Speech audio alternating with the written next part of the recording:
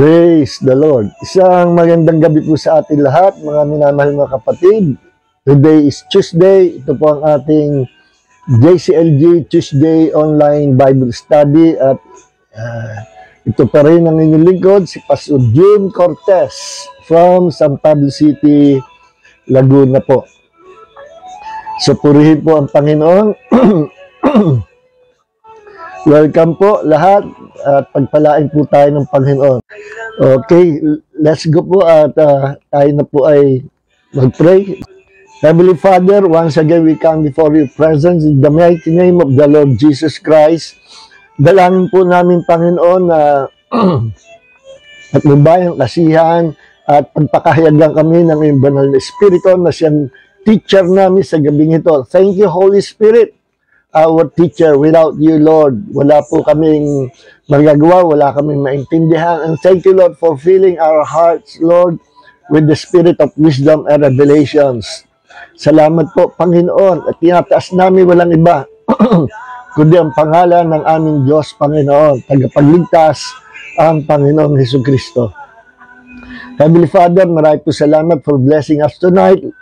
Those who are sick, let them all be healed in the name of the Lord Jesus Christ. Marami po salamat, Panginoon, nawa maging maliwanag po ang pag-aaral patungkol sa napakahalagang paksa sa gabing ito. Thank you, Father God. Ang lahat ng ito ay para po sa pangalan ng Panginoong Jesus. We give you all the praises and all the glory. Thank you, Jesus, our God, Lord and Savior. Amen and amen and amen. Okay. Okay, let's start na po at salamat sa kanta po, awit ni brother, ni Pastor Luis Boy Baldomaro. Okay. At i-convert na po natin itong ating Bible sa itong ating gadget sa Bible. Okay. So, ngayon pong gabi, ang paksa po natin, kaya nyo natatandaan, nung last week, Friday, pinaksa po natin ang doctrine of substitution. Supposedly, dapat pagsasamahin ko ito, i-compress ko, na ang title ay The Doctrine of Substitution and Identification with Christ. Pero hindi po kinaya sa oras, dahil as the Holy Spirit leads sa ating pag-aaral ng salita ng Diyos, maraming pinapahayag ang Panginoon. Kaya ang nangyari ay doon lang tayo natapos sa substitution. At to remind you, para maalala nyo at yung mga hindi naka-attend noong Friday, ang doctrine ng substitution, atin lang pong hapyawan ng konti. Ito po yung, kaya sinabi substitution, si Jesus po naging substitute natin. Dapat tayo po sa ating kalagayan, we are doomed forever. Tayo po ang destiny natin. Walang mabait, lahat tayo, mabait, salbahe, magisino ka man. Bata, matanda, ang destiny po natin ay lake of fire. Lake of fire po tayo. Ang lake of fire ay tortured place na inihanda ng Panginoon para kay Satan and his angels and demons. Nung nagkasala sa Satanas, kasama ang mga anghel na nagrebelde kasama niya, at kasama rin mga demons, hinusgahan na sila ng Panginoon. Kaya lang hindi sila maitapon pa, mahusgahan na gawin na mismo ngayon na itapon ang kalaban ng Diyos, Satanas and his fallen angels and demons, kasi madadamay ang lahat ng lahi ng tao. Kasi ang istorya po nan, babalik tayo sa Garden of Eden, yung first parents natin, si Adam and Eve, imbis na pakinggan nila ang instruction at warning ng Panginoon noong time na yun, kanila pong sinuway. Mas pinaniwalaan nila ang udyok, ang kasinungalingan ni Satanas nung makipag-usap sa kanila. At nagkasala si Adam, kasala si Eve, ang ating first parents, at ang naging epekto, yung kung ano yung curse na nandoon na dala-dala ng pinagbabawal ng Diyos na kainin nila, yung the fruit of the tree of knowledge of good and evil. Sa original na Hebrew po, the fruit of the tree of blessing and curses or calamities. No, yun po yung the tree of blessing and curses. So ano nangyari? Kung ano yung puno na yun, yun ang naging effect sa tao, sa buong mundo. Kaya ang nangyari, after na bumagsak ang unang magulang natin sa kasalanan, lahat po tayo nadamay, kasi we inherited the sinful nature of our first parents. Yung sinful nature, yung original sin, kung tawagin natin sa Catholic, original sin, Although sila yung gumawa ng kasalanan, pero nadamay tayo because we inherited, minana natin yung sinful nature ng ating unang magulang. Anong sinful nature na yun? The fallen nature of Adam. Ano yung fallen nature of Adam? Nakuha niya yung kay Satanas. Na ipamana sa kanya ni Satanas. Nung nakuha siya ni Satanas, pati yung kalikasan ni Satanas na-impart kay Adam and Eve at na-impart naman sa atin, ay bahagi naman sa atin nung tayo pinanganak ng ating mga magulang na ang pinanggalingan ay iisa. Lahat ng generation, isang lahi ang pinanggalingan, isa lang ang ating first parents, Adam and Eve. And we inherited their sinful nature, their fallen nature. We also inherited their sinful blood. Namana po natin. Kaya nagkaroon tayo ng DNA ni Adam and Eve, yung sinful nature. Yun po nangyari. Kaya lahat tayo ay hinusgahan na ng Diyos. Hindi pa tayo na ipapanganak, ay nahusgahan na tayo ng Panginoon. At ang destiny natin ay lake of fire. Kaya nga ang tao pupunta sa lake of fire to be tortured forever and ever and ever sa buong eternity, not for 1,000,000 years, mga kapatid, kundi walang katapusan. Habang ang Diyos ay Diyos, tuturin sana tayo doon. Nadamay tayo. Para yung kay Satanas at sa kanya mga anghel, nadamay lang tayo because of our first parents, Adam and Eve. Mahal na mahal ng Diyos ang tao. Man is the crown of His creation. Man is the masterpiece of God's creation.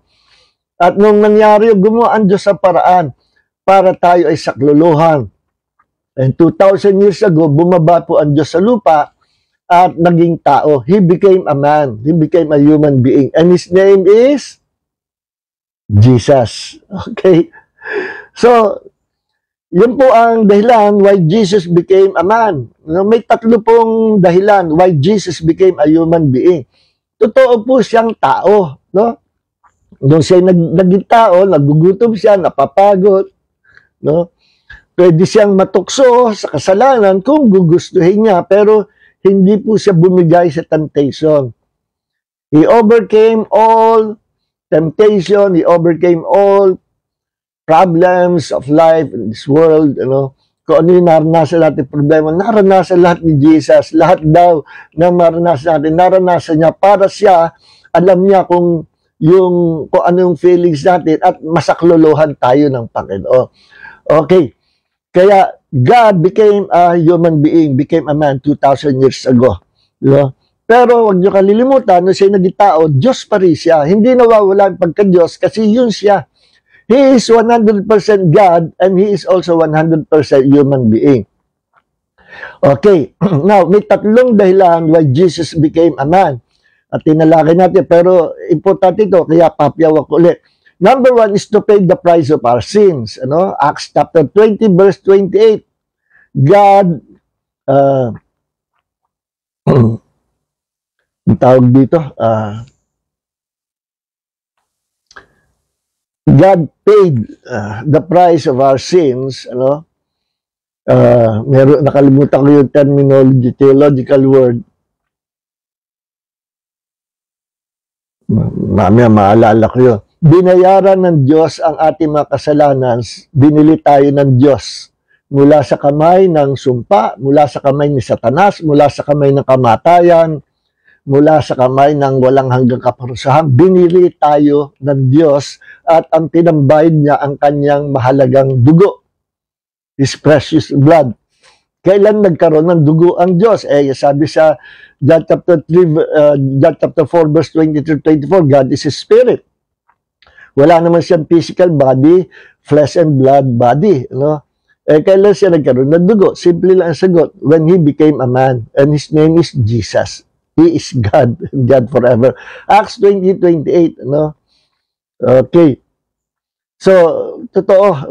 So, yun ang isang dahilan why Jesus became a man, para bayaran niya ang ating mga kasalanan. At pinambayad niya yung kanyang buhay, yung kanyang banal na dugo. And iba ang dugo ni Jesus, hindi kagaya ng dugo natin. Ang dugo natin, lahat tayo makasalanan. We have a sinful blood, the blood of Adam, the DNA of Adam. Pero yung dugo ni Jesus, hindi connected kay Adam. It came from heaven. Ano? Yan ang dahilan kung bakit si Jesus hindi pinanganak through the sperm and egg cells of his parents. No?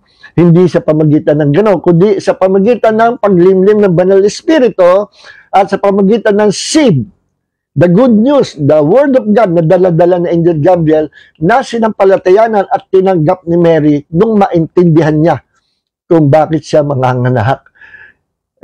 At nung time na yun, naintindihan niya, sabi niya, be it unto me according to your word. Immediately, that seed went into her womb and became Jesus. That seed was Jesus.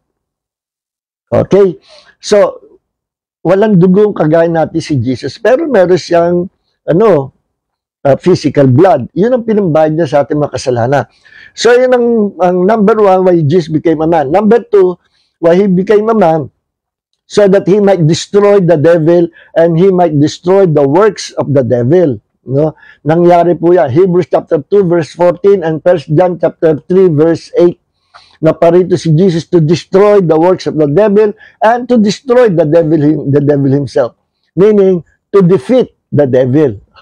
At napagtagumpayan niya, nung siya nabuhay na magulit, tinalo niya sa isang legal na labanan, si Satanas, Colossians chapter 2 verse 15, sinamsama niya ng weapons at iniwan niya na lupasay sa hayag ng kahihiyan. He defeated the devil. At yung victory ni Jesus, binibigay sa atin. Okay? Number 3 reason why He became a man, ito ang dahilan for substitution and identification. No? Para maging, yung substitution, yung tinalakay natin last week, para siya ang maging substitute natin. On the cross, dala-dala ni Jesus ang ating mga kasalanan, dala-dala niya lahat ng sumpa na nasa atin, dala-dala niya ang lahat ng sakit at karamdaman natin. Ang curses of the law, dala-dala rin niya, may threefold ang curse of the law, the curse of death, the curse of poverty, and the curse of sickness and diseases. No? Dala-dala niya sa kanyang katawan sa krus sa Kalbaryo. He was totally deformed, hindi siya mukhang tao, napakapangit ng Panginoon doon sa krus sapagkat dala-dala niya ang image, ang kasalanan. Hindi siya nagkasala pero ginawa siya ng Diyos na maging kasalanan, maging symbol of the sin of the world para sa kanya husgahan ang galit ng Diyos at para ang galit ng Diyos na naghihintay sa ating lahat ay wag na sa atin pumunta, kundi saluhin ni Jesus. Yun ang ibig sabihin na substitution. Siya ang naging substitute natin. And because of Jesus na became our substitute, hindi na tayo pupunta sa hell. Hindi na tayo pupunta sa impyerno. Hindi na tayo pupunta sa lake of fire para parusahan. Christ has redeemed us from all the curses. Okay?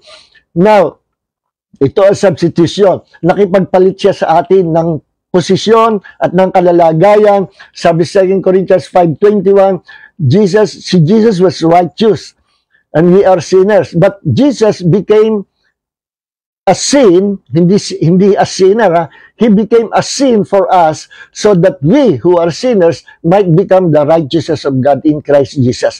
Tayo ang sinner, siya ang righteous, matuwid siya. Pag sinabi righteous, hindi kailanman nagkasala. No, pag sinabing you are right, the righteousness of God, makakatayo ka sa harapan ng Diyos na wala ka kailanmang nagawang kasalanan. Therefore, kapag ikay nakipag-usap sa Ama, immediately pakikinggan ka. No? And He will bless you immediately kasi you are the righteousness of God. Yung righteousness sa iyo, dala-dala ni Jesus. No wonder kung bakit anytime, anywhere, any place, kapag siya'y nanalangin, isang beses, dinidinig ka agad siya ng Ama. And listen mga kapatid, yung righteousness sa iyo, na na kay Jesus, ibinihi sa atin. Nasa atin yun, nalulukuban tayo ng katuwiran o righteousness of Christ. Kaya anytime, anywhere, any place, kapag tayo tumayo sa presence ng Diyos, at tayo nanalangin, immediately, didinggin tayo ng Ama. Kasi ang nakikita sa atin ng Ama ay ang katuwiran ng Panginoong Hesus. Ang larawan ng Panginoong Hesus ang nakikita sa atin.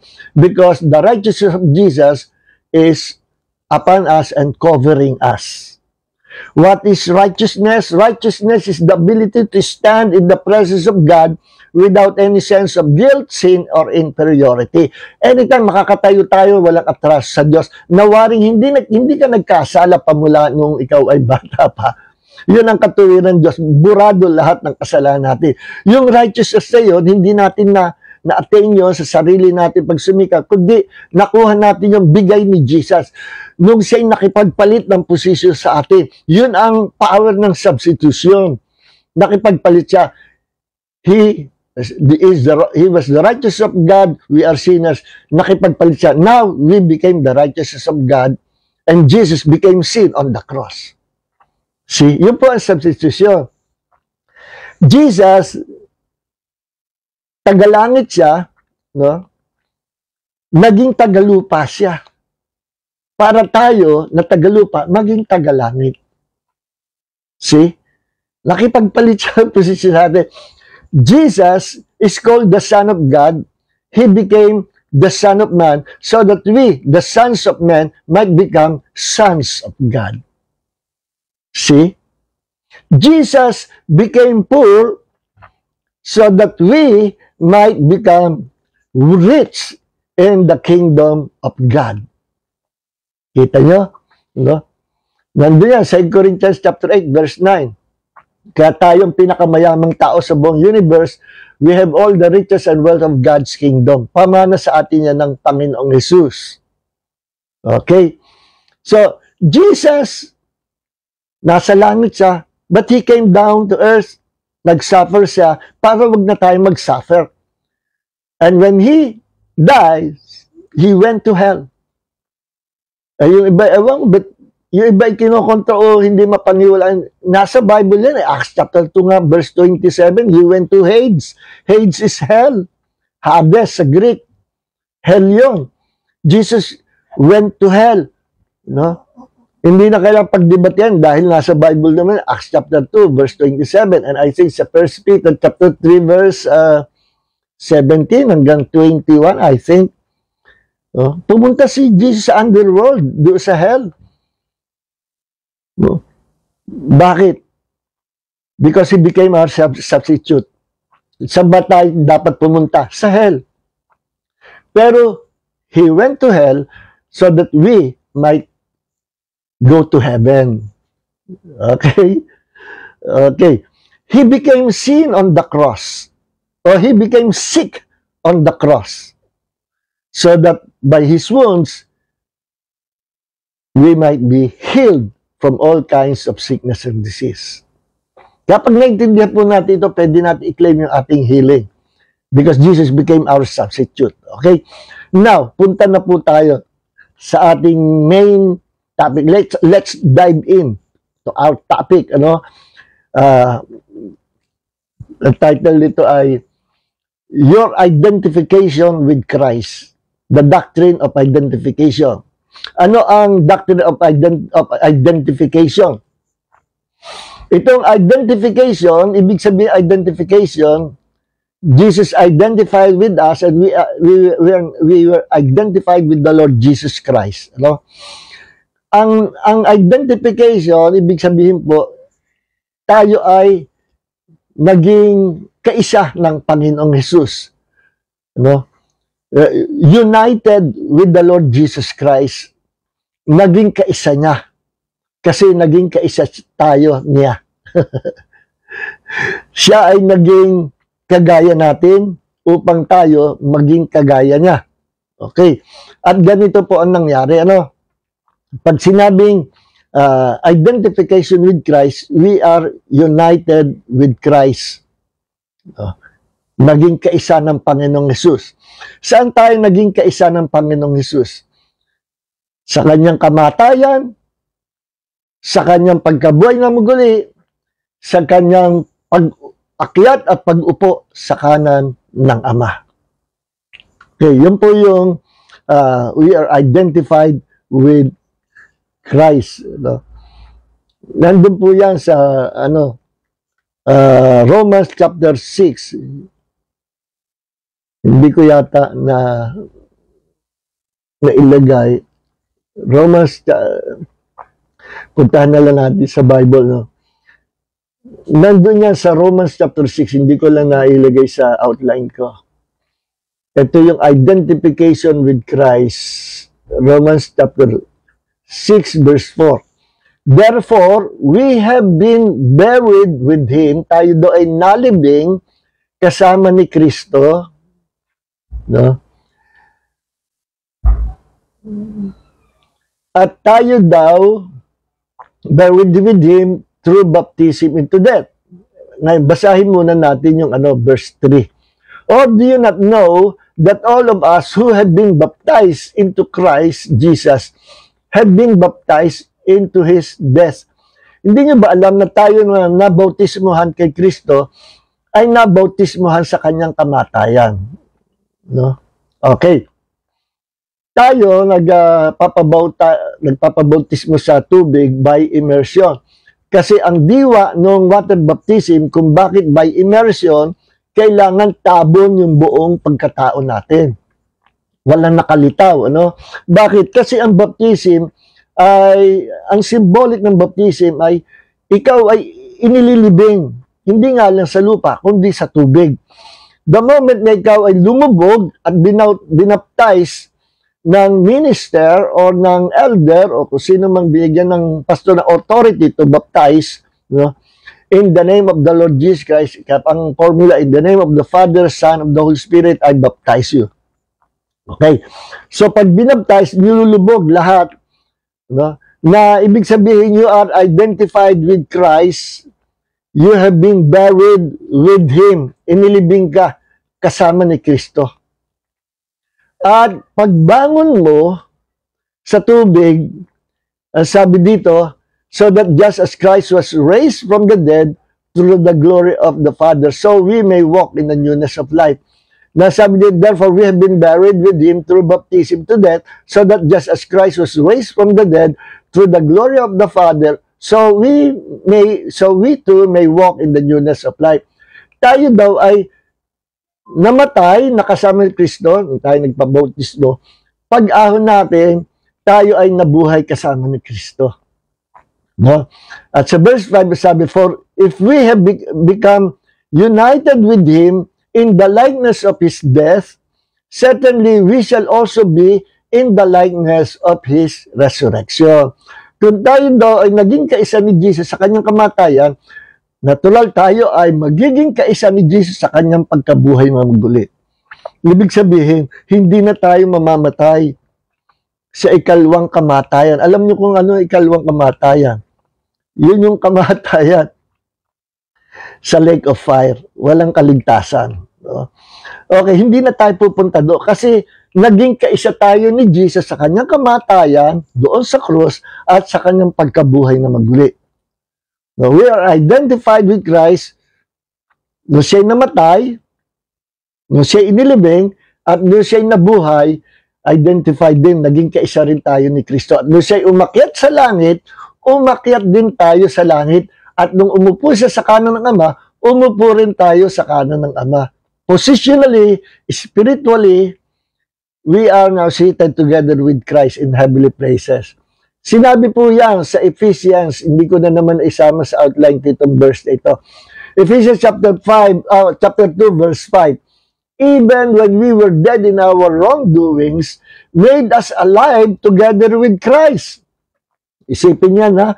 Dahil sa we were identified with the Lord Jesus Christ, ang His death and resurrection, sabi dito, we are now alive in Christ. We are alive together with Christ.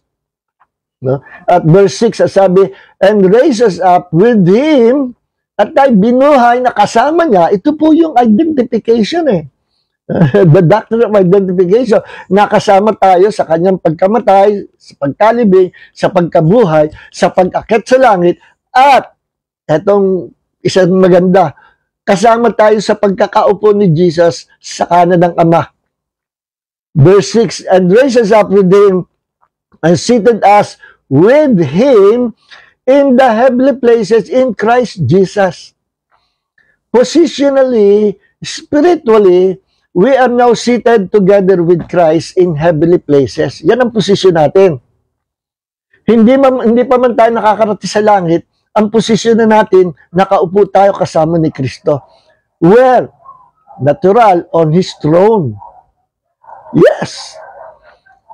Yes, sa spiritual, hindi pa natin nararating ang heaven, pero ang posisyon natin, nakareserve na tayo. At spiritually, tinitingnan tayo ng Panginoon na nakaupo na katabi ang Panginoong Hesus sa kanyang trono. Okay? Tingnan natin ang Revelation chapter 3, verse 21. No? Ito po sabi ng Panginoon. The one who overcomes, I will grant to him to sit with me on my throne, as I also overcame and sat with my Father on His throne. Ito yung identification with Christ.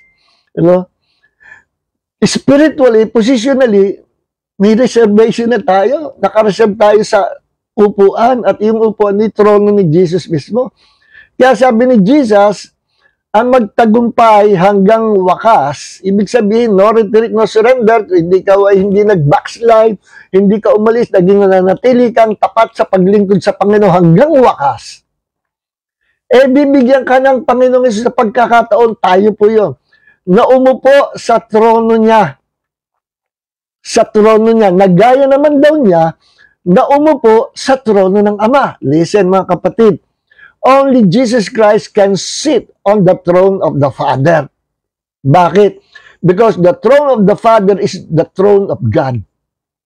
And nobody can sit on His throne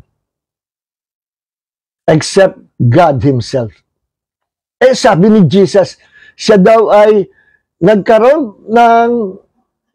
pinaupo din, nagtagumpay siya, pinaupo rin siya sa trono ng Ama. Kailan yun? Nung siya ay magtagumpay. Nung siya ay nabuhay na maguli, umupo muna siya sa trono ng Ama, kasama ng Ama. Anong ibig sabihin nun? The throne of the Father is the throne of Jesus. Jesus will reign with the Father forever and ever. Anong ibig sabihin ng throne? Pag meron kang throne, meron kang sariling kingdom. At ang kingdom ni Jesus ay ang kingdom ng Ama. Therefore, si Jesus ay kapartner, kasama, tagapagmana ng kaharian ng Ama at tagapagmana ng kanyang trono. Ito ay minana niya nung siya ay naging tao. But listen mga kapatid, ang daming minana ni Jesus nung siya ay naging tao, nung siya ay namatay tapos nabuhay na maguli, ang dami niyang minana bilang tao. Pero alam nyo, pag pinag-usapay pagiging Diyos, hindi niya kailangan ang kayamanan. Why? Siya ang creator of heavens and earth. Siya ang creator ng kingdom of God. Siya ang creator ng lahat ng bagay. Kasama niya ang Ama at ang Holy Spirit na nag-create sa lahat ng bagay. He owned everything. He created all things. He owned all the riches and wealth of God's kingdom. Kasi sa Kanya yon at siya yung Diyos. Siya ay kasama sa bumubuo ng iisang makapangyarihang Diyos. Ang Ama, si Jesus at ang Holy Spirit. Pero pansamantalang iniwan niya ang kanyang riches and wealth, iniwan niya ang kanyang kingdom for our sake. He became poor so that we might become rich in the kingdom of God in the future. Iniwan niya ang kanyang trono for the sake na tayo ay iligtas niya at dalhin niya sa kanyang trono. Now, ang ginawa ni Jesus ganito, Nung nakaupo siya sa trono, sapat na yun eh. Sa trono ng Ama. Pero ang ginawa ni Jesus, gumawa pa siya ng another throne, nag-produce siya ng another throne, which is His own throne, separate from the throne of the Father. Ano ang purpose ni Jesus? Bakit ayaw ba niya upuan yung trono ng Ama? Hindi ganon. Kaya siya lumikha, nag-produce ang another throne bukod sa trono ng Ama. Kasi si Jesus lang ang pwede umupo sa trono ng Ama. Diyos lang pwede umupo doon. And because Jesus Christ is God, pwede siya umupo doon. Tayo hindi. Gusto ni Jesus, ibigay sa atin ang trono. Ang kanyang trono, maging bahagi tayo ng trono. Ang ating Panginoon talaga hindi madamot eh. Talagang God is a giver. Jesus Christ is a giver. Kaya mapahiya naman po tayo pag hindi tayo naging giver, ano? Yun yan, tithes pinagtatalunan pa yan ng mga theologians at mga sabi ko, hindi dapat pagtalunan ng tithes. Yung ayaw maniwala sa tithes, di huwag. Ako, gusto kong mag-tithes, walang makakapigil. Kung i-tithes ko 10%, 50%, 80%, 100%, wala kayong pakialam. Ito ang desisyon ko. Ang sabi sa New Testament, magbigay ayon sa ipinapasya ng puso. At ang kapasyahan niya ng puso, ang tatanungin niya, gaano mo iniibig ang Panginoon? Kaya mo bang ibigay lahat sa Kanya? Ang pag-ibig mo ba sa Panginoon ay buong pagkatao mo at lahat-lahat na nasa kaya mong ibigay sa Panginoon? Yan ang pag-ibig, nagbibigay. Pag hindi mo kayang ibigay sa Diyos ang lahat, hindi ka umiibig sa Panginoon. Kaya akala nung iba, ligtas na sila sa tithes. Ayaw nilang mag-tithes. May nakipag-debate sa akin yan eh. Sabi ko, hindi naman dapat pagtalunan yan eh. Kung anong gusto mo, tithe, love offering, sacrificial giving, ang mahalaga, nagbibigay tayo sa Panginoon. No? At ang mahalaga, kung ano yung kapasyahan ng puso natin. Hindi naman ito sapiltan, walang namimilit sa atin. Ang tithes, hindi natin ginagawa doctrine yan, kundi yan ay pagpapahayag, it is a part of our worship to God. We're giving our tithes, offering, sacrificial giving, not to receive something from God, not to be blessed by God, but because we're giving all these things to Jesus because we love the Lord Jesus Christ. Nagbibigay tayo whether it is tithes, offering, sacrificial giving, kasi mahal natin ang Panginoon. At hindi tayo nag-expect ng balik ng pagpapala. Forget about the blessing. And look unto Jesus, the blesser. No? Kalimutan niyo. Kaya mga pastor, mali yung pagtuturo niyo na magbigay kayo at kayo tatanggap sa Panginoon. Totoo naman sinabi sa Bible yan eh. Ang nagbibigay sa ganap, ang mag-aani. Totoo yan. Pero ang i-promote natin, we are giving our tithes, offerings, sacrificial giving sa Diyos, not to receive something, not to be blessed by God, but it is part of our worship. It is part of our worship and expression of our love. Kaya nga nakakaya pag pinagtalunan yung tithes, kung ayaw mo mag-tithes, di huwag. No? Huwag mo atakihin ang mga nagta-tithes kasi yan ay sariling kagustuhan. No? We are giving our tithes not under the Aaronic priesthood, under the Old Testament. We're giving our tithes under the priesthood of Melchizedek. And I personally believe that Melchizedek and Jesus, they are one. Kung ang ama natin sa paramplataya, si Abraham, nagbigay ng tithes kay Melchizedek, no? Under the Melchizedek priesthood, si Jesus ang kanyang pagka-priesthood under Melchizedek. So anything na ating ibigay kay Jesus, we're giving it under the priesthood of Melchizedek. Okay, saka natin pag-usapan po yan. So dito, sa Revelation 3:21, sabi, ang magtagumpay hanggang wakas, bibigyan ko ng pagkakataon umupo sa aking trono. So mga kapatid, sa next slide natin, ma-experience natin ang upuan, ang trono ni Jesus. At kapag sinabing, we are seated together with Christ on His throne, meaning, we will reign forever with Christ. Si Jesus ay King of Kings, Lord of Lords. Iniisip ko lang, bakit kaya King of Kings, Lord of Lords?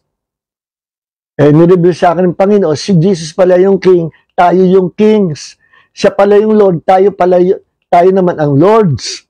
Maghahari tayo magpakailanman kasama si Jesus on His throne. At pag tayo ay may throne, big say, we have our kingdom. And our kingdom is the kingdom of God. Tayo naging kaisa sa pamilya ng Diyos. At hindi pinagmamaramot ni Jesus ang kanyang throne. Nag-produce siya another throne for our sake. Para sa atin. Ganyan kabait, ganyan kabuti ang Panginoon. Okay. So, yan po yung identification with Christ, ano? Kaya, ibig sabihin, identification, kung anong meron si Jesus, nakasali tayo. Because we are now united with Christ, we became like Jesus. We are not Jesus, but we became like Jesus. In His sonship, in His holiness, in His righteousness, in His character, we have now the Christ-like character. Supposedly, yan po ang fruit of the Spirit. The fruit of the Spirit is Christ-likeness. No, yun sinabi sa Galatians chapter 5, verse 20 hanggang 22. The fruit of the Spirit is love. Yun lang, love. At pag meron kang love, kaya nga singular yung fruit eh. Pag meron kang love, na-experience mo, magmamanifest sa iyo ang iba-ibang karakter ni Christ. Ano yun? You will experience joy, peace, long-suffering, meekness, gentleness, goodness, temperance, faithfulness. His holiness, His righteousness, His character will become our character. We will have the Christ-like character. Okay? Now, sabi sa Romans chapter 8 verse 17, we are now children of God. And if children, heirs also, heirs of God and fellow heirs with Christ or joint heir with Christ, if indeed we suffer with Him, so that we may also be glorified with Him. Kalimutan nyo yung mga problema, kalimutan nyo yung mga sufferings in this life, kalimutan niya kasi nakaabang sa atin yung glorification. Yung naghihintay sa atin na magandang bagay that we are now joint heir or fellow heirs with Christ. Anong ibig sabihin niya? Alam niyo si Jesus ay nagkatawang tao, naging tao. Nung siya nabuhay na maguli, ang dami niyang minana sa Ama. Sa Kanya ibinigay ng Ama all the inheritance of God's kingdom, all the riches and wealth of God's kingdom belongs to Christ right now. Sadya namang sa Kanya yun, sa simula. Yes. Pero ibang usapan na siya naging tao at siya ay namatay muling nabuhay. He identified Himself with us so that we can identify ourselves with Him. Ano nangyari?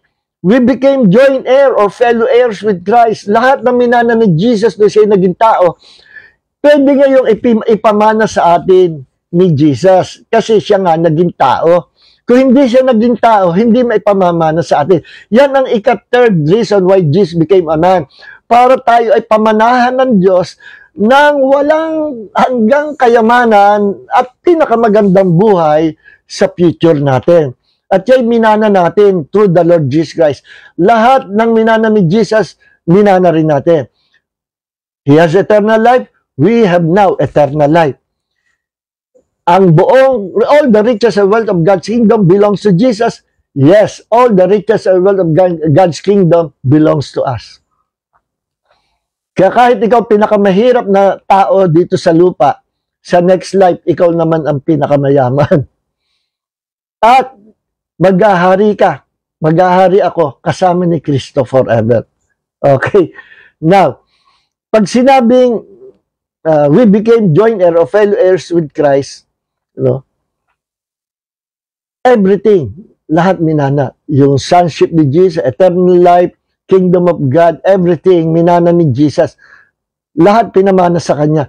Para maipamana sa atin ng Ama, lahat din ng bagay. Ganyang kabuti at ganyan kabait ang ating Panginoon. Hindi siya selfish. Lahat ng pinakamabuti gusto niyang ibigay sa atin. Listen, kayo nga, ama, tatay, kung mahal na mahal niyo yung anak niyo, lahat ng meron kayo, lahat ng pinakababuting meron kayo, gusto nyo ibigay nyo sa anak nyo. Di ba? Eh, tao lang tayo. How much more ang Diyos? See, even His throne will become our throne. Hindi po tayo naglagay niya na hindi tayo nagmamataas. Si Jesus ang nagtaas sa atin. Okay?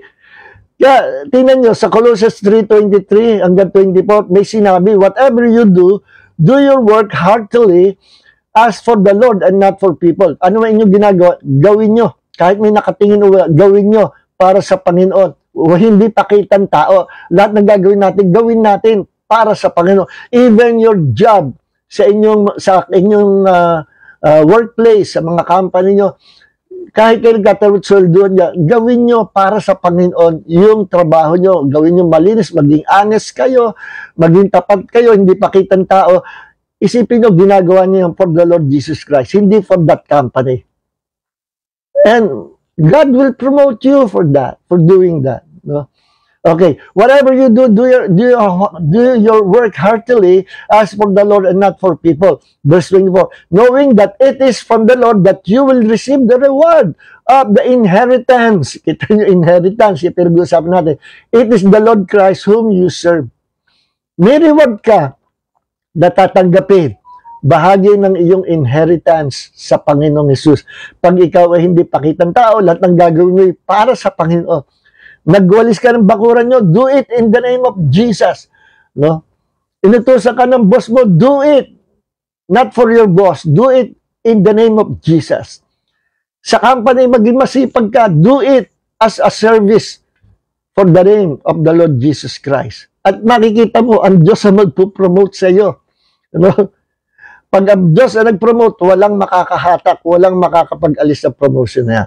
Ephesians chapter 1 verse 11.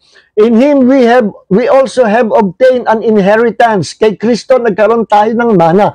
Having been predestined according to the purpose of Him who works all things in accordance with the plan of His will. Matagal ng pinlano ng Diyos, hindi pa nalilikha ang mundo, planado na ng Diyos na tayo ay itaas ng Diyos, tayo pagpalain at pamanahin ng Diyos ng kanyang kayamanan. See? Halimbawa, kayo ay mahirap, nakatira sa squatter area o hirap na hirap talaga kayo. No? Wala kayo sariling bahay, wala kayo, squatter lang talaga, wala kayo kahit ano. Tapos biglang may dumating na lawyer at sinabi, ikaw ba si ganito, si ganito? Oh, nako, ang tagal na kita hinahanap, ako'y galing Bisaya pa. Yung ilong lolo na nasa Bisaya ay namatay na. At yung lolo mo ay billionaire. At lahat ng kayamanan, pinamamana sa'yo. Ang tagal kitang hinanap. Ay magugulat ka, ibig sabihin, mayaman pala ako, hindi ko alam. Ay, oo nga. Saka lang na-reveal, nung namatay, yung lolo mong ubod ng yaman. Saka lang mapapabigay ang inheritance nung namatay yung magpapamana. At according to the testament, ikaw ang tagapagmana ng lahat ng kayamanan ng lolo mong namatay. Kailan may bibigay yun? Nung namatay. Kailan active yung testamento? Pag namatay na yung nagpagawa ng testamento. Di sa mga kapatid, tayo tagapagmana ng buong kayamanan ng kaharian ng Diyos kasi yung gumawa ng testamento, namatay na. And His name is Jesus. Pero pagkakaiba, He resurrected from the dead. Muli siyang nabuhay. Para tayo ay mabuhay din. Yan yung identification with Christ. Namatay siya, pero nabuhay siya maguli. Mamamatay tayo sa physical, pero we will be resurrected and we will have our new physical body, kung tawagin glorified body, katawan na dinisign ng Diyos, forever and ever mabubuhay tayo, hindi na mamamatay, hindi tatanda, hindi magkakasakit, hindi na papangit, hindi na mamamatay. Lahat tayo pinakamagandang lahi, artistahin sa buong universe. Okay. Yan ang mana sa atin, pinamana sa atin ng Panginoon. Okay. Galatians chapter 3 verse 18. For if the inheritance is based on law, it is no longer based on the promise. But God has granted it to Abraham by means of a promise. Si Abraham, pinangakuan din ng Diyos, pinamanahan ng Diyos. At nagmana siya ng kayamanan na pinamana ng Diyos, and it is not by obeying the law, but through the promise of God. Kasi kung sa pamagitan ng kautusan, meaning Old Testament, hindi natin mamanahin. But under the New Testament, under the New Covenant, we became joint heir or fellow heir together with Christ. Kasi ang ating minana sa Diyos ay hindi sa pagsunod o hindi sa sariling effort natin na matupad, masunod natin ang 10 Commandments or 600 plus commandments sa Panginoon. Ang inheritance natin ay bunga ng pangako ng Diyos. Dahil ikaw ay na kay Kristo, at kapag ka naglilingkod kay Kristo, you are identified with Him and He is identified with you, at lahat ng kanyang kayamanan, ipinangako ng Diyos na para sa iyo at para sa akin. Nung sinabi po sa Romans 8:17 that we became fellow heir with the Lord Jesus Christ, naging tagapagmanang kasama Kristo, kasama kapatid ng Jesus, nagmana tayo. Hindi po yan yung sinabi ni Jesus na 50% sa akin ngayon, itong another 50%, i-divide ko sa lahat ng mga Kristiyano. Tigwa 1% kayo. Hindi gano'n, na kundi, kung si Jesus nagmana na 100%, all the riches of God's kingdom belongs to Him, na 100% din ang minan natin. Kasi si Jesus at tayo iisa. We became one with the Lord Jesus Christ. Hindi ko sinasabing ako si Jesus, ikaw si Jesus. We became one with the Lord Jesus Christ. Bakit? Kasi sabi sa Colossians chapter 1 verse 18, si Jesus daw ang naging ulo ng katawan. And what is that body? The body of Christ is the church. Church is not a building. Church is people. Composed of people. Mga taong tinawag mula sa madilim sa libutan at inanyayahan naman ang palatay lumapit kay Jesus, at ngayon lumapit kay Jesus, nagkaroon ng kapatawaran at naging anak ng Diyos. Tayo po yon, church na binuo ng Panginoon, ginador ng Diyos as one body, at meron tayong ulo o pangulo. Hindi na pangulo, kundi parang dito katawan, pamulaliig hanggang ibaba, the body of Christ, and Christ is the head. The head is commanding the body to act. No? Kung anong gusto ng head, susundin ng katawan. Hindi ang katawan ang nag-uutos sa head. Ang head, ang commander. Ang command nanggagaling sa brain. Nasa ang brain? Nasa head. Jesus is the head of the body. As long that you are in Christ, you are identified with Christ, si Jesus at ikaw, si Jesus at tayo, iisa. Kaya kung anong minana ni Jesus, yun din ang minana natin. Kung saan uupo ang ulo, doon din uupo ang katawan. Naliwanag po ba? Kung saan nandoon ang ulo, doon din ang katawan. Naghihintay tayo ng rapture of the church. Kung saan nandoon si Jesus, doon din tayo. Kaya mga gala kayo, mga kapatid, we're not wasting our time in serving God. We're not wasting our time in studying the Word of God. Ito ang precious moment to be with the Lord, to be at the feet of Jesus, and to listen to His words. Ano? Hindi tayo nag-aksaya ng panahon. Ito ang pinakamahalagang panahon, precious time, precious moment with Jesus. Okay? Ano sabi sa 1 John chapter 4 verse 17, love has been perfected among us in this, that we may have boldness in the day of judgment. Hindi tayo natatakot sa oras sa kamatayan, sa panahon ng future, dahil hindi na tayo huhusgahan ng Diyos. Bibigyan tayo ng reward ng Panginoon. Iba yung judgment sa atin, dahil judgment sa seat of Christ. Hindi po yan huhusgahan tayo. Diyan, ibibigay ng Diyos kung sino yung karapat dapat tumanggap ng best reward o marami reward or kung anong parangal ng Panginoon in heaven, you will receive it. Depende sa iyong katapatan sa Diyos. Okay? Depende sa iyong pagpapakababa sa harapan ng Diyos at sa motibo ng puso mo.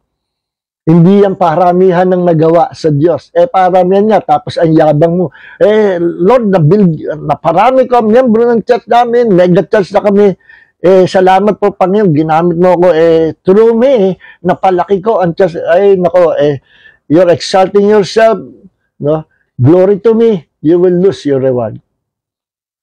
Okay? Kaya nga karamihan ng who will receive the best reward in heaven, yung mga hindi kilala eh. No, yung mga selfless. Yung mga hindi kilala. No? Hindi yan payabangan. So sabi sa 1 John chapter 4 verse 17, love has been perfected among us in this, that we may have boldness in the day of judgment. Ito na. Because as He is, so are we in this world. Sapagkat kung ano si Jesus, gayon tayo ngayon sa lupa, sa mundong ito, sa panahon na ito. Kung ano si Jesus, ganun ikaw, ganun ako. We became like Jesus. We are one with Jesus. Christ is in me and I in Him. Christ in you and you in Him. Okay. Okay. Romans chapter 8 verse 29. For those whom He foreknew, He also predestined to become conformed to the image of His Son, so that we would be the firstborn among many brothers and sisters. Ito daw, matagal ng plano ng Diyos, predestined. No? Itinalaga tayo ng Diyos, hindi pa tayo naipapanganak. Tayong katawan ni Kristo, the Church of the Lord Jesus Christ, pinlano ng Diyos na makasama niya sa buong eternity. Pinlano ng Diyos na maging tagapagmana tayo na kasama ni Kristo.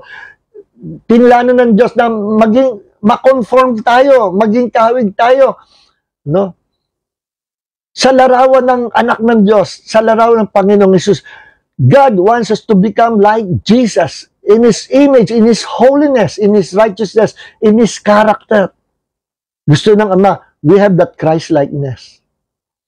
Kaya sabi sa Romans 8:29, matagal ng plano, matagal ng tinalaga sa tayo ng Diyos. Hindi pa tayo tao, tinalaga na tayo. Eh, sino yung mga tinalagang Diyos? The elect. And who are those elect? The chosen. Who are those chosen? Ikaw at ako. Eh, sino yun? The church.